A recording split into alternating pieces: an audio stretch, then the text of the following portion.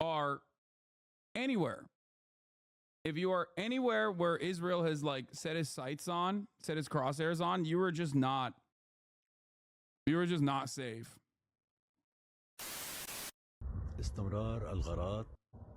Israel's going hard, blowing up southern Lebanon right now, and they're gearing up for any sort of retaliation in northern Israel. Okay? Yes, I know the uncommitted movement did not endorse Kamala Harris, and it is absolutely correct of them to do so. We'll get to that in a second. Let's talk about welcome this. To today's Verified Live. The Hezbollah leader Hassan Nasrallah has given his first public response to 2 days of attacks in Lebanon using sabotage communication devices. He described the attacks as an unprecedented blow to the Iran-backed militant group, but vowed to continue to fight Israel. The number of people killed by exploding pagers and walkie-talkies has risen to 37, with over 3,000 people wounded. The Hezbollah leader said the operation crossed all red lines. Thousands of pages with. Can you answer my question? How do they do this from all buying the same pages and shit? They either intercepted a shipment of pagers that they suspected was going to Hezbollah, or they set up a shell corporation in Hungary that was operating under the banner of a Taiwanese corporation that was... It's more likely that they intercepted the shipments. Targeted by the Israeli enemy and detonated at the same time. With this operation, the enemy crossed all rules, laws and red lines. It didn't care about anything at all. Not morally, not humanely, not legally. Let's go live to Beirut, live to our correspondent Hugo Bachega. Hugo, you listened to the entirety of that. Give me your analysis. Yeah, I think it was very interesting that he acknowledged that this was a massive security blow, unprecedented in the history of Hezbollah. And as expected, he promised a harsh punishment, but he didn't give any indication of how this response is going to be. But I think it was also interesting that there was no change in Hezbollah's position. Again, the indication is that Hezbollah is not interested in an escalation in this conflict with Israel. We've seen that for almost a year, Hezbollah has been attacking positions in northern Israel, saying that this is in solidarity with Palestinians in Gaza. Hassan Nasrallah again said that this campaign, these attacks are going to continue unless there is a ceasefire in Gaza. So this has been the main hope here, to de-escalate these tensions between Israel and Hezbollah, and those negotiations for a ceasefire in Gaza have been unable to reach a deal.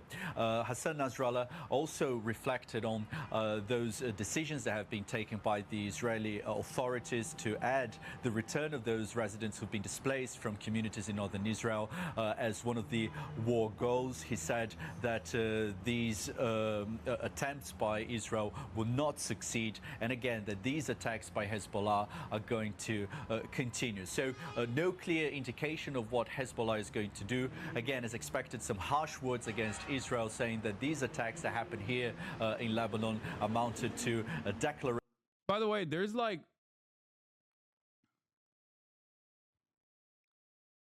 there were journalists at the fucking funeral where the walkie-talkies exploded. Like, they were like Western journalists.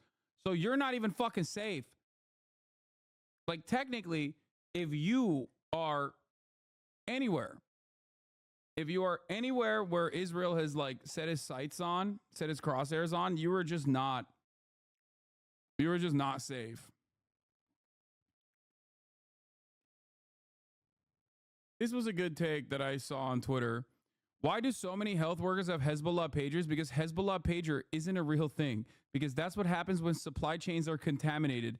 Just because the propaganda needs you to be very stupid to believe it doesn't mean you're obligated to become that stupid. Please open your fucking eyes and open your minds a little bit.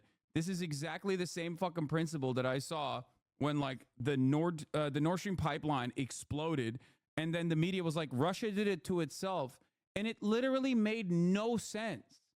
Okay, It just made no fucking sense, but the media still said it. And there were plenty of people who also repeated those talking points without even fucking thinking about it.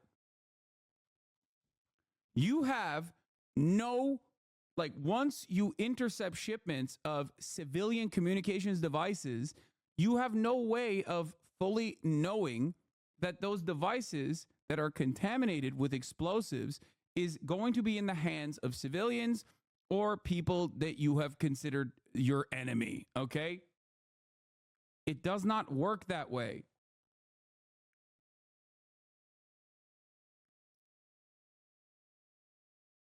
Parties and armed groups who don't like or who you don't like or whatever, don't buy their supplies in big Looney Tunes box stamps, Bad Guys Inc.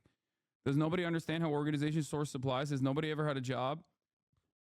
Whether or not you're a big fan of Hezbollah ideologically or do not give them critical support in various political and armed actions is utterly immaterial here. You do not send weaponized electronics into the supply chain. Freak shit. The U.S. did this in Afghanistan. They had no idea what they were doing there. So they started arresting any Afghani wearing a Casio watch and waterboarding them in Guantanamo until they gave up info. I wish I was joking. I didn't know that. Poisoning a water supply, there's no guarantee who you'll kill. Like what currently happened in the West Bank? Yeah. Yeah, Israel gets to do that too, though. Enough.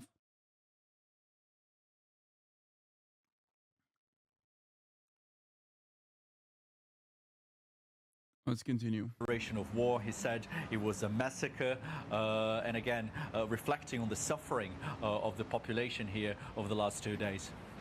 Hugo, as you were talking there, we were showing pictures of those Israeli jets that screamed really low over Beirut earlier at the start of that speech. You've been there in the city over the last couple of days. I was talking to someone from Beirut only in the last hour who was saying how different the last 48 hours have felt there. What has it been like?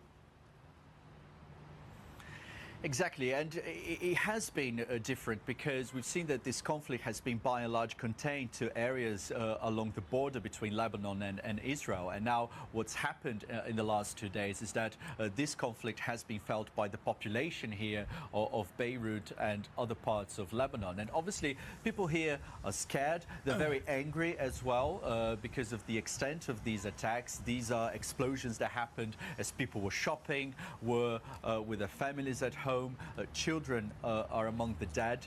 But again, these are explosions that happened across the country and including in several parts here of Beirut, creating panic in the population. One of our producers received a message from a friend saying that she was replacing her Lebanese SIM card with an international one because he was concerned that her phone could explode. So I think this gives you a sense of the feeling here of how scared the population is after those 2 days of attacks. Hugo, live for us there in Beirut. Thanks very much. Let's continue with this.